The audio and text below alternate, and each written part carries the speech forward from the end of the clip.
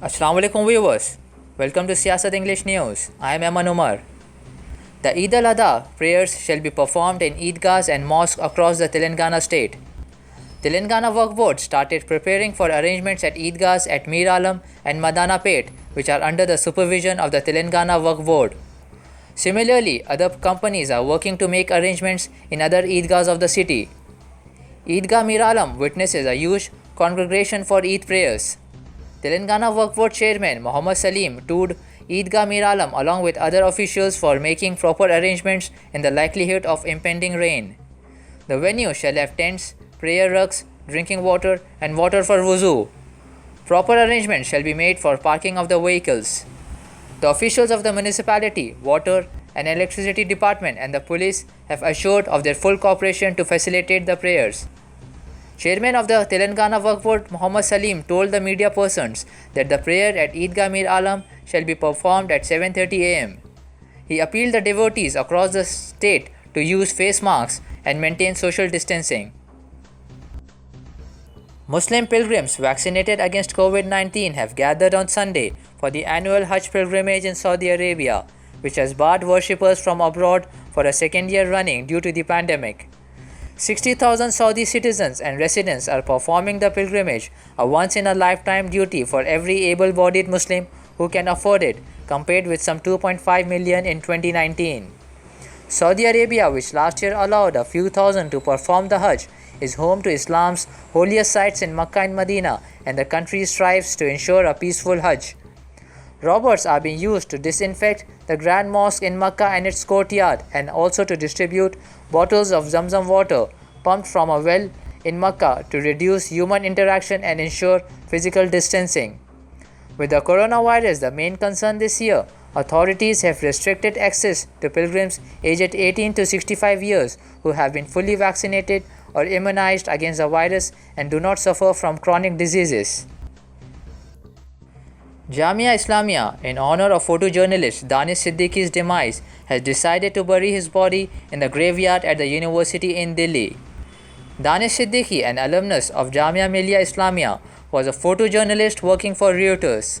He was working on an assignment in the southern parts of Afghanistan, covering the clash between Afghani security forces and the Taliban in the Spin Boldak district of Kandahar province when he was allegedly killed by Taliban militia.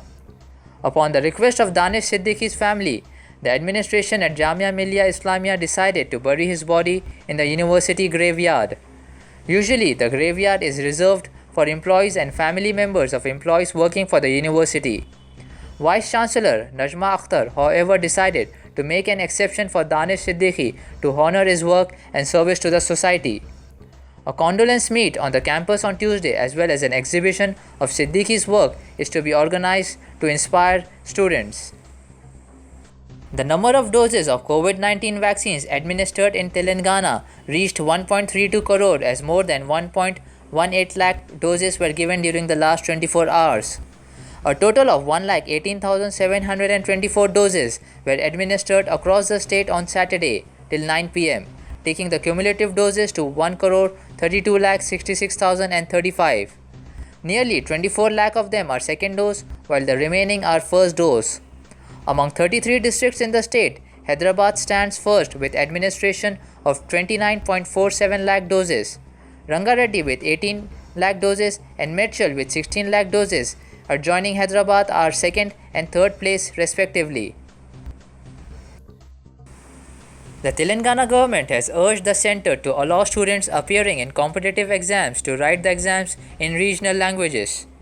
In a letter to Union Minister Jitendra Singh, who holds the charge of the Personnel Ministry, State Industry and Information Technology Minister K.T. Ramarao said that every year many candidates from different states appear for competitive exams for recruitment in central services departments and undertakings through the Union Public Service Commission and other recruitment agencies.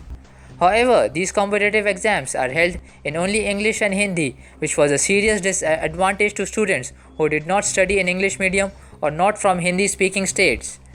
Chief Minister K. Chandrasekhar Rao had earlier written a letter to Prime Minister Narendra Modi requesting to permit candidates taking all competitive exams of the centre to write in regional languages also. Despite the Greater Hyderabad Municipal Corporation efforts to widen the Nala in the Makkah Colony area in Basarat Nagar, the entire locality flooded within 20 minutes of rain on Sunday, which caused the residents of the colony sufficient trouble. As the weather report by the Indian Meteorological Department had predicted, significant pockets of the city experienced heavy rains and were unable to cope with the same. Makkah colony's problem has persisted for the last 10 to 15 years. The same is true of many other pockets of the city like areas of Masunagar and Al Jubail colony in Charminar. GHMC efforts haven't resulted in sufficient solutions as residents find themselves in a helpless situation.